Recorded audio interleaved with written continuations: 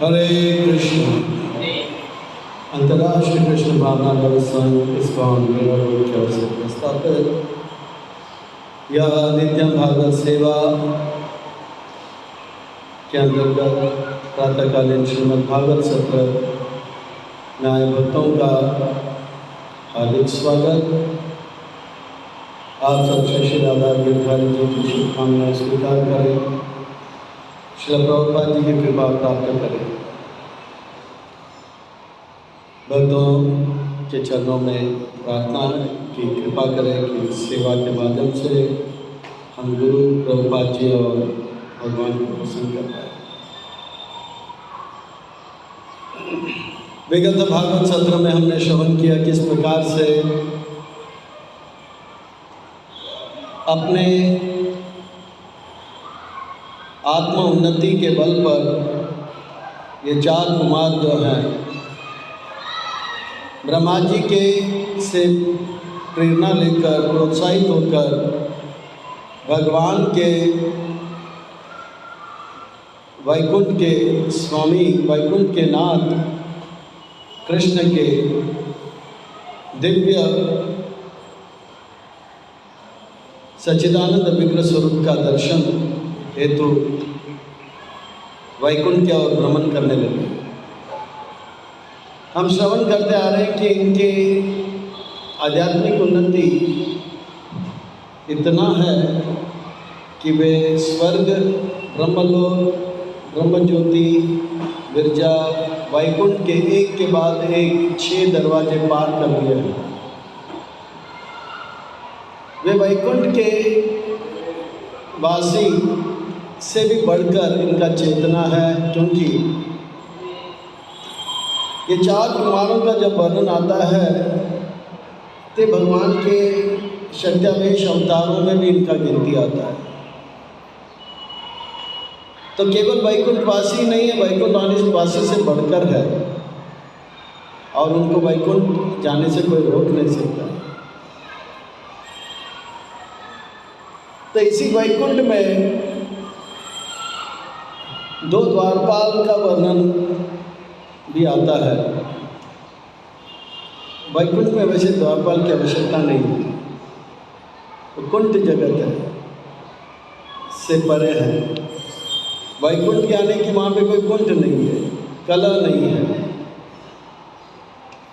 यह जगत को कुंठ जगत कहता है, जहाँ पे 7 प्रकार के कष्ट हैं: जन्म, मृत्यु, जरा, व्याधि, आदि भौतिक, आध्यात्मिक,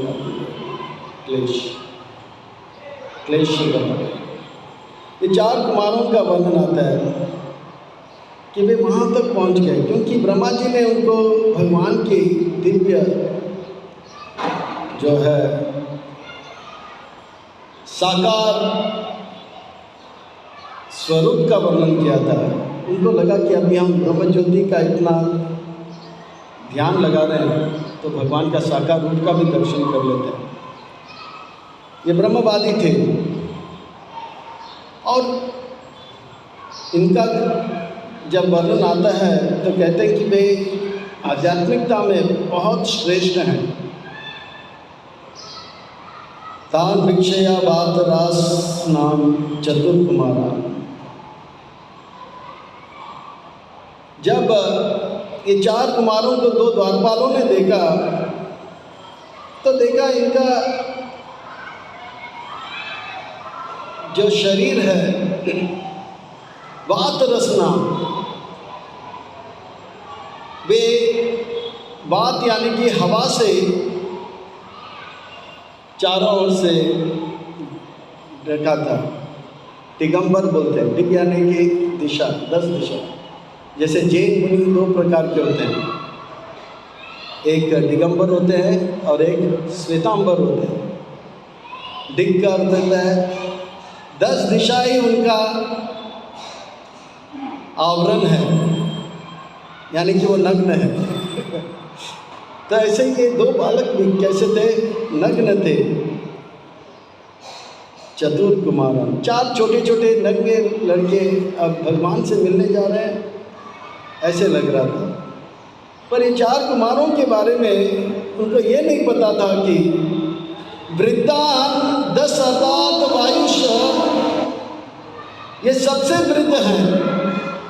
यद्यपि ये 4 बालक नग्न हैं, 10 अर्ध यानी कि 10 का आधा क्या होता है 5 साल के लग रहे हैं, पर सबसे वृद्ध है। वृद्ध ही नहीं है, वे विधि आत्म तत्वान, वो आत्म तत्व को भी जानते हैं। एक होता है कि चलो आयु बहुत हो गया है, बचपन में मेरा ये भ्रम था, जैसे जैसे आयु बढ़ेगा लंबाई बढ़ेगा, और जैसे जैसे आयु बढ़ेगा लंबाई भी बढ़ेगा, बुद्धि भी बढ़ेगा। पर सच्चाई यह है कि आयु बढ़ेगा, लंबाई कुछ समय के बाद नहीं बढ़ेगा, और भगवान का कृपा नहीं रहा तो बुद्धि भी नहीं बढ़ेगा। पर ये आयु में बढ़े थे और चेतना में भी बहुत उन्नत थे। कितने उन्नत थे?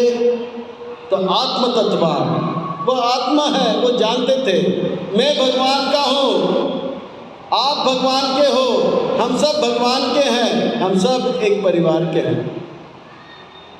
ये बहुत आध्यात्मिक उन्नति को प्राप्त कर चुके थे।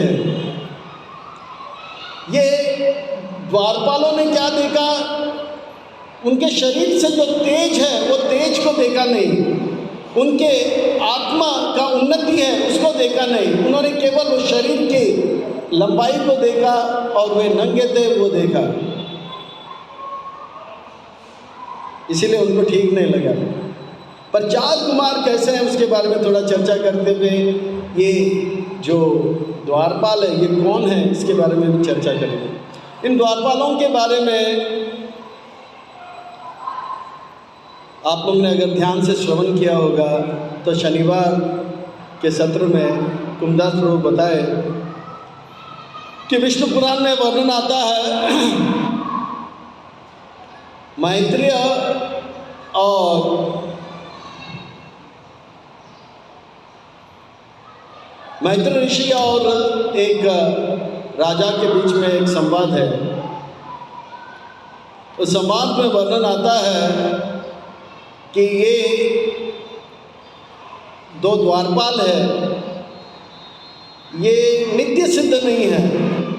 अगर आपने ध्यान से सुना होगा तो शनिवार के प्रवचन को, वे जो है साधन सिद्ध है, और उन्होंने क्या साधना किया था वैकुंठ जाने के लिए? जो जीवन भर केवल पत्थर में सोते हैं, यानी कि जन्म लिया माँ के गोद में नहीं सोया, पत्थर में सोया, अगले दिन भी पत्थर में सोया, 5 साल के हुए पत्थर में, जवान हुए पत्थर में सोए, वृद्ध हुए पत्थर में सोए। जो जीवन भर पत्थर में सोते हैं, ऐसा साधन करते हैं तो वैकुंठ के वासी हो जाते हैं। तो ऐसे जो द्वारपाल जो है, तो इस प्रकार से ये साधन सिद्ध को प्राप्त किए 2 जय विजय हैं। वो देखें कि ये नग्न अवस्था में, पर ये नहीं देखें कि कितने आध्यात्मिक उन्नति को प्राप्त किए ये 4 कुमार है। ये 4 कुमारों का जब वर्णन आता है तो एक बार ऐसा वर्णन आता है कि शिव जी जो है कैलाश से जो है वे राम कथा सुनने के लिए वे जाते हैं एक कौवे के आश्रम में। कौन सा कौवा है वो? काक भुसंडी के आश्रम में। जब रास्ते में देखते हैं तो नंदीम से उतरकर ये जो शिव जी हैं वो 4 कुमारों को प्रणाम करते हैं। वो 4 कुमार क्या कर रहे थे? एक जो था पत्थर में व्यासासन था, बैठे थे, और 3 श्रवण कर रहे थे कथा, और इतने कथा में तल्लीन थे, उनको पता नहीं कि शिव जी आए, प्रणाम किए, गए, पर पार्वती से रहा नहीं गया। तो पार्वती ने तुरंत उनको श्राप दे दिया। फिर वापस काकभूषण से कथा सुनकर आए तो पार्वती ने देखा शिव जी फिर से प्रणाम कर रहे हैं। पार्वती का श्राप था कि वो लोग ऊँट बन जाए, तो एक ऊँट पत्थर के ऊपर बैठकर बोल रहा था, अब 3 ऊँट सुन रहे थे। ये इतने उन्नत भगवत कथा में रुचि दिखाने वाले शिव जी के बड़े भाई हैं, तो ये पार्वती देख नहीं पाए। फिर बाद में शिव जी कहते हैं, आपने देखा ये ऊँट वही 4 कुमार हैं जिनको आपने श्राप दिया, वो मेरे बड़े भाई हैं। आपने श्राप देकर बहुत बुरा किया, पर बुरा मत, आपने बहुत गलत किया, पर बुरा मत मानिए। भले उनका शरीर बदल गया, पर उनका मन, उनका चेतना बदला नहीं। वो कथा में पूरी तरह से रत है। ऊँट के शरीर में भी वो कथा श्रवण कर रहे हैं। ये है उनका चेतना। वो कथा कहते भी हैं और कथा सुनते भी हैं, पर इस संसार में कोई किसी का सुनता नहीं है, सब कहने के लिए तैयार रहते हैं। एक बार एक व्यक्ति जोर से भाग रहा था, उसके पीछे दूसरा व्यक्ति उसको पकड़ने के लिए जोर से भाग रहा था। तो एक सिपाही था, पुलिस था, वो देखा, अरे क्या हुआ, पकड़ो पकड़ो। तो सोचा पहले आदमी को पकड़ लेते हैं। तो पीछे वाला व्यक्ति ने कहा सिपाही से, आप बीच में मत पड़ो, हमारा ये मामला है, आप बीच में मत पड़ो। हम दोनों वक्ता प्रवक्ता है, हम दोनों में जो है एक सौदा हो गया था। वो कथा कहेगा, मैं सुनूंगा, और मैं कथा कहूँगा, वो सुनेगा। वो जो भाग रहा है वो कोई चोर नहीं है, या मैं उसे मारने नहीं जा रहा हूँ, उसने कोई गड़बड़ नहीं किया। वो वक्ता है, मैं भी वक्ता हूँ। उसने कथा सुनाया, अब मेरी बारी है कथा सुनने का, पर वो भाग रहा है, कथा सुन नहीं रहा है। मैं छोड़ूंगा नहीं, मैं सिर्फ कथा सुना के रहूँगा। तो इस संसार में कोई किसी का सुनना नहीं चाहता है, पर 4 कुमार जो है वो वक्ता भी है, एक अच्छे श्रोता भी है। हम किसी के घर में जाते हैं, 13वां है या 11वां है, बहुत बुरा हुआ, उनका स्वर्गवास हुआ, पर चिंता मत करो, आत्मा अमर है। वो सुनने वाला जानता है कि मैं भी गीता का प्रवचन सुना हूँ, पर वो अभी कुछ कह नहीं पाता है। भगवान ने भगवद गीता में कहा है, असोचयन सन्मत असोचमा प्रज्ञावादा सर्वासस्य गतासुन। ये बेचारा अब थोड़ा दुख और थोड़ा सा आंसू भी आ रहा है। मन ही मन वो जानता है ये सब प्रवचन मैंने भी सुना है, गीता के संदेश मैं भी जानता हूँ, पर अब मजबूरी है, वो कुछ बोल नहीं सकता है, पर वो सामने वाला बोले जा रहा है, वो सुनते रहे। मन ही मन ये व्यक्ति जो सुन रहा है वो ये सोचता है अब एक दिन आएगा, इसके घर में जब 11वां होगा तब यही प्रवचन मैं उनको सुनाऊंगा। तो इसी प्रकार से लोग जो है कथा अगर गलती से सुन भी लिया है तो उसे अंदर उतारना नहीं चाहते हैं। वो सुनते हैं और उनको सुनाने के लिए, पर अंदर उतारने के लिए नहीं। पर ये 4 कुमार कैसे हैं, वो ऊंट भी बन गए, फिर भी वो कथा कह रहा है तो बड़े ध्यान से सुन रहा है। तो 4 कुमारों का यहाँ पे वर्णन आता है। वो कथा सुनते भी हैं और सुनाते भी हैं। और ये 4 कुमार जो हैं अब वैकुंठ के 6 दरवाज़ा और 7वां दरवाज़ा और भगवान का साक्षात्कार करने ही वाले हैं, भगवान का दर्शन करने वाले हैं। तब जय विजय जो है 2 डंडा लेकर उनको रोक देते हैं। तो ये इस बात को लेकर मध्वाचार्य जो हैं बहुत सुंदर बात कहते हैं। मध्वाचार्य जो हैं बहुत सुंदर बात कहते हैं। वो कहते हैं कि ये जो 4 कुमार हैं, ये 4 कुमार जो है यद्यपि 5 साल के बच्चे लग रहे थे, 10 अर्ध 5 साल के बच्चे लग रहे थे, पर ब्रह्मा जी का आयु उनको प्राप्त हो गया था। ब्रह्मा जी जिसे ही सृष्टि बनाए उसके बाद ये 4 कुमार को उत्पन्न किए।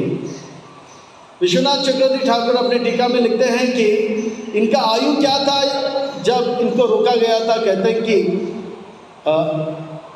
एक अर्ध हो गया था, एक प्रारब्ध हो गया था। ब्रह्मा जी का पूरा आयु कितना होता है? 2 प्रारब्ध जब होता है तो ब्रह्मा जी का पूरा आयु हो जाता है, यानी कि 50 साल 50 साल। पर ये जो है ब्रह्मा जी के आयु के थे, लगभग ब्रह्मा जी का भी 50 साल हो गया और ये बालकों का भी 50 साल। पर वे इतने अच्छे भक्ति में लगे हैं कि उनका चेतना इतना उन्नत हो गया कि वे उम्र में बड़े हुए, चेतना में बड़े हुए, पर शरीर से बड़े नहीं हुए। जैसे भगवान का जब वर्णन आता है तो हम लोग क्या कहते हैं? नव यौवनम च। वो नव यौवनम च हमेशा 14 साल 6 महीने 4.5 दिन से बड़े लगते नहीं हैं। नए नए कोई यौवन में आते हैं वैसे भगवान लगते हैं। हम जब राधा गिरधारी मंदिर में आए थे तब 25 साल के थे, तो राधा गिरधारी वैसे ही थे, नव यौवनम च। अभी हम 50 साल के हो गए, हमारा शरीर बुढ़ापा की ओर आ गया, पर राधा गिरधारी नव यौवनम च, वो हमेशा नव यौवनम च रहते हैं। और उनका जो शुद्ध भक्त 4 कुमार जैसे नैष्ठिक ब्रह्मचारी होते हैं, वो भगवान का ध्यान लगाते लगाते वो भी नव यौवनम च, ये एकदम कुमार अवस्था में थे और उनको रोका गया था। तो ये 4 कुमार जो है इनके बारे में माध्वाचार्य जो है बहुत सुंदर बात कहते हैं कि ये 4 कुमार जो है भक्ति के 4 विधि को दर्शाते हैं। श्रवण, फिर मनन, फिर ध्यान, फिर भक्ति। ये 4 कुमार क्या है? सनक, सनातन, सनंदन और सनत कुमार। सनक कुमार श्रवण में श्रेष्ठ हैं, सनातन जो है मनन करने में श्रेष्ठ हैं, और सनंदन जो है ध्यान, भगवान का जो कथा को मनन किया उसे ध्यान, और सनत कुमार जो है सेवा करने में, भक्ति में ध्यान लगा के सेवा करने में श्रेष्ठ है। हम जो भी कथा सुनते हैं उसे सुनकर उसका मनन करना चाहिए। आज कथा में ये बात बताया था कि 4 कुमार जो है वैकुंठ तक पहुंच गए। उनके मन में मैं मेरा तू तेरा ऐसा भाव नहीं रहा। वे पूरी तरह से आत्म तत्व को प्राप्त कर लिए थे। वो यही विचार कर रहे थे कि मैं भगवान का हूँ, आप भगवान हैं, हम सब एक भगवान का है। ये मैं मेरा जो भाव है इनके अंदर नहीं है। तो इसको मनन करना चाहिए, मेरे अंदर क्या ये भाव है, अगर नहीं है तो क्यों नहीं है, और इसमें ध्यान लगाना चाहिए। इस भाव को मैं कैसे प्राप्त करूं, और उस भाव से सेवा में लग जाना चाहिए। तो ये क्या है? श्रवण, मनन, ध्यान और इसके बाद सेवा। इस प्रकार से ये 4 कुमार ऐसे हैं। पर 4 कुमार इतने उन्नत थे, फिर भी वो भगवान का दर्शन कर सकते हैं, फिर भी ये 2 द्वारपाल ने उनको रोक दिया। तो ये 2 द्वारपाल जो है भगवान का दर्शन उनको नहीं दिए। ऐसा क्यों? तो मध्वाचार्य कहते हैं कि हम भी श्रवण करते हैं, हम भी मनन करते हैं, हम भी ध्यान करते हैं और सेवा करते हैं, फिर भी भगवान का दर्शन नहीं होता है। क्यों? तो कहते हैं ये जो द्वारपाल जो है मन और बुद्धि हमें भगवान का साक्षात्कार करने से रोक देता है। हम श्रवण करते हैं, मनन करते हैं, ध्यान करते हैं और भक्ति करते हैं, फिर भी हमारा जो अंतःकरण जो है मन और बुद्धि भगवान का साक्षात्कार करने से हमें रोकता है। ऐसा होता है। आप सब मीरा रोड वासी हो, मीराबाई के अनुयायी हो, आपके साथ ऐसा नहीं होता है, पर हम कह सकते हैं कि हमारे साथ ऐसा होता है ना। आप बोलते हैं अरे, जैसे हम श्रवण करते हैं तो फिर मनन करते हैं, फिर पूरा दिन उसी में लगे रहते हैं, क्योंकि मीराबाई का हम अनुयायी हैं, हम नहीं, आप सब अनुयायी। पर मेरे साथ ऐसा नहीं होता है। तो अब भगवान का साक्षात्कार नहीं होता है।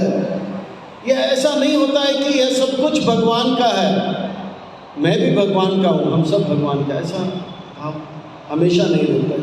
जब जब करते हैं तब रहता है, फिर थोड़े समय के लिए रहता है, फिर उसके बाद नहीं रहता, क्योंकि ये मन और बुद्धि जो है रोक देता है भगवान का साक्षात्कार कराने से। तो ये मन और बुद्धि जब रोक देता है तो ये द्वारपाल क्या सोचते हैं, ये द्वारपाल जो है अपराध करते हैं। कथा में आगे वर्णन आएगा कि ये जो उनकी हरकत है, तेजो विह से भगवत प्रतिकूलशीलो, ये जो उनका आचरण है द्वारपाल का, ये भगवान के इच्छा के विरोध है या भगवान को पसंद नहीं, ऐसा आचरण है। इन्होंने भक्तों को रोका है, वो भी कौन भक्त है, 4 कुमार जो कि शक्त्यावेश अवतार है, उनको रोका है। भगवान को ये आचरण जो है, उनका जो शील है, उनका जो ये आचरण पसंद नहीं है, प्रतिकूल आचरण है, इसलिए इनको श्राप मिलता है 4 कुमारों के द्वारा। और 4 कुमारों के द्वारा श्राप मिलता है तो उनको एक बार हिरण्याक्ष, हिरण्यकशिपु, रावण, कुंभकर्ण और शिशुपाल दंतवक्र बन के आना पड़ता है।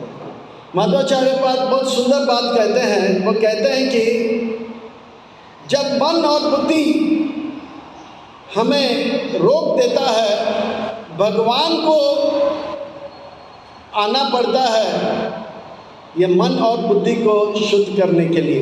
भगवान आते हैं, पहले हिरण्याक्ष का वध करते हैं। ये हिरण्याक्ष क्या करते हैं, पूरा भूदेवी को उठाते हैं। ये भूदेवी क्या है, साक्षात लक्ष्मी है। तो ये उनका काम वासना है, तो काम वासना को भगवान पूरा करते हैं। ये 6 जो अलग अलग अवतार लेते हैं, जय 3 लेते हैं और विजय 3 लेते हैं, रावण, दंतवक्र और हिरण्याक्ष, और दूसरा भाई और 3 अवतार लेते हैं। ये 6 हमारे रिपु हैं, ये 6 हमारे जो है दुश्मन हैं। वो 6 दुश्मन क्या है, काम, क्रोध, लोभ, मोह, मद और मात्सर्य। हिरण्याक्ष का वध जब होता है तो काम का नाश हो जाता है। हिरण्यकशिपु को अंदर बहुत क्रोध था, वो भगवान को मारने के लिए तैयार हो गया था, और नरसिंहदेव भगवान ने जब उनको मारा तो क्रोध का नाश हो गया। रावण क्या था, उनके एक नहीं अनेक पत्नी थे, फिर भी बहुत सारे राजकुमारियों में उनका नज़र था। ये लोभ है, लोभ यानी कि और चाहिए और चाहिए और चाहिए, ये उनका लोभ था। रावण का वध भगवान ने राम शरीर में आके किया, ये लोभ का नाश होता है। कुंभकर्ण क्या था, खाओ और सो, अगर कोई उठाया तो खाने के लिए जाता और खा के थक जाता तो सोता था। ये मोह था, ये इसके अलावा और कुछ नहीं, खाना पीना बस, रात को खाओ पियो दिन को, तो ये मोह है, इसके अलावा जीवन में और कुछ नहीं है। खाओ पियो मजा करो, इसके अलावा जीवन में कुछ नहीं है, ये मोह है। खास करके मनुष्य शरीर में ऐसा नहीं होना चाहिए। मनुष्य शरीर में ये चेतना तो होना चाहिए, खाने पीने से बढ़कर हमें जो है और कुछ करना है, वो है कि भगवान का भक्ति करना है। तो ये मोह है। फिर बाद में शिशुपाल जो था वो बहुत ही द्वेष करता था, पागल था, कृष्ण को गाली देता था। ये कृष्ण ने शिशुपाल का वध किया, वो क्या है, मद, पागलपन को नाश कर दिया। दंतवक्र को क्रोध आया कि भगवान का जो है राक्षस यज्ञ हुआ तो मारने आया, तो उनका भी वध जो है कृष्ण ने किया। तो दंतवक्र जो था बहुत ही ईर्ष्यालु था, मत्सर्य था। तो ये 6 रिपु जो है भगवान ही आके नाश करेंगे अगर हम भक्ति में लगे रहेंगे, श्रवण मनन ध्यान करते हुए भक्ति का सेवा में लगे रहेंगे। करते करते करते जो है भगवान जो है अंदर से आत्मा रूप में आके हमारे मन और बुद्धि को काम, क्रोध, लोभ, मोह, मद, मत्सर्य से नाश करते हैं। और ये जब नाश हो जाता है तो हमें जो है साक्षात्कार भगवान का होने लग जाता है। तो इस प्रकार से मध्वाचार्य जो बहुत सुंदर बात करते हैं कि ये हम लोग भी भक्ति करते हैं तो भक्ति जैसे ही करते हैं तो हमें भगवान का साक्षात्कार होना चाहिए। हम भी भक्ति करते हैं तो भगवान का साक्षात्कार क्यों नहीं होता है? ये मन और बुद्धि जो है रोक देता है। जैसे 4 कुमारों को रोक दिया गया था जय विजय ने। ये 4 कुमार क्या है? एक श्रवण, तो दूसरा मनन, तो तीसरा क्या है? ध्यान, और चौथा भक्ति में ध्यान करते करते सेवा करना। हम ये सब कर रहे हैं फिर भी भगवान का साक्षात्कार क्यों नहीं हो रहा है? क्योंकि मन और बुद्धि साक्षात्कार से होता है। पर नष्ट प्रायेषु अभद्रेषु नित्यम भागवत से, अगर हम नित्यम सेवा में लगे रहेंगे तो ये 6 रिपु का वध हो जाएगा और भगवान का साक्षात्कार हो जाएगा। तो सेवा में लगना। तो ये 2 द्वारपाल जो है साधन सिद्ध है। ये 2 द्वारपाल जो है साधन सिद्ध है। वैकुंठ में कैसे वैकुंठ को कैसे प्राप्त किए? वो अपने जीवन में जन्म से लेकर मृत्यु तक जब भी सोए पत्थर में सोए। जो व्यक्ति रोज पत्थर में सोता है या जब भी सोता है पत्थर में सोता है तो वो वैकुंठ का वासी होने के लिए जो है योग्य हो जाता है। और उन्होंने जो कार्य किया कि ये बच्चों को देखकर उनके मन में ये विकार आया कि ये गलत कर रहे हैं, इनको अंदर नहीं छोड़ना चाहिए। ऐसा इनके मन में भाव क्यों आया? तो एक और आचार्य कहते हैं कि ये जो द्वारपाल है ये साधन सिद्ध थे, पर इनके मन में एक विचार आया कि भगवान जो है भविष्य में वीर रस का आस्वादन करना चाहते हैं। भगवान वीर रस का आस्वादन करना चाहते हैं, तो उनके मन में ये विचार आया उस भगवान का इच्छा हम लोग पूरा करेंगे। पर हम वैकुंठ छोड़कर कैसे जाएंगे? तो बोला ये मौका है, इन बच्चों को अगर रोकेंगे तो भगवत प्रतिकूल आचरण होगा, हमें श्राप मिलेगा। फिर बाद में हम लोग जो है भगवान का जो इच्छा है वीर रस का आस्वादन करने का वो पूरा करेंगे। तो इस प्रकार से इस लीला में हम अनेक अनेक कार्यों को देखते हैं, अनेक अनेक भगवान की इच्छाओं को देखते हैं। वो सारे इच्छा जो है एक लीला से पूरा हो जाता है। भगवान का इच्छा है वो वीर रस का आस्वादन करें और उस इच्छा को पूरा करने के लिए। और एक घटना भी ऐसा होता है कि जय विजय से लक्ष्मी देवी जो है प्रसन्न नहीं है और लक्ष्मी देवी चाहती है कि जय विजय दूर हो जाए। उस इच्छा को भी पूरा करना है भगवान को वीर रस का आस्वादन भी करना है। उस बहुत सारे और इच्छाएं हैं, भगवान के अनेक इच्छाओं को भगवान एक लीला से पूरा करते हैं। वो कि 4 कुमार आते हैं उनको श्राप, 4 कुमार आते हैं उनको जो है जय विजय रोक देते हैं, आगे कल हम श्रवण करेंगे या आगे आने वाले कथाओं में श्रवण करेंगे कि 4 कुमारों ने कैसे इनको श्राप दिया। तो आज के इस प्रसंग से हमें माधवाचार्य का वो जो शिक्षा है वो जरूर ग्रहण कर सकते हैं। हम भी श्रवण करते हैं, हम भी कथा को मनन करते हैं, हम भी कथा को श्रवण मनन करके ध्यान लगाते हैं और उस ध्यान से सेवा करते हैं, फिर भी भगवान का साक्षात्कार क्यों नहीं हो रहा है? क्योंकि जय विजय मन और बुद्धि अंतःकरण जो है, जय और विजय हमारा जो है उसके अंदर क्या है? काम, क्रोध, लोभ, मोह, मद, मात्सर्य है। ये हमें साक्षात्कार होने से रोक रहा है। पर अगर हम भक्ति में लगे रहेंगे तो ये 6 रिपु का वध हो जाएगा और आगे भगवान का साक्षात्कार हो जाएगा। हरे कृष्णा कृष्णा कृष्णा हरे हरे, हरे राम राम राम हरे हरे।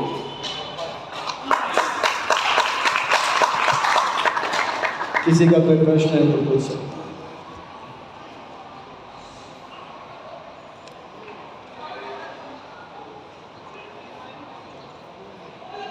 कोई प्रश्न नहीं है?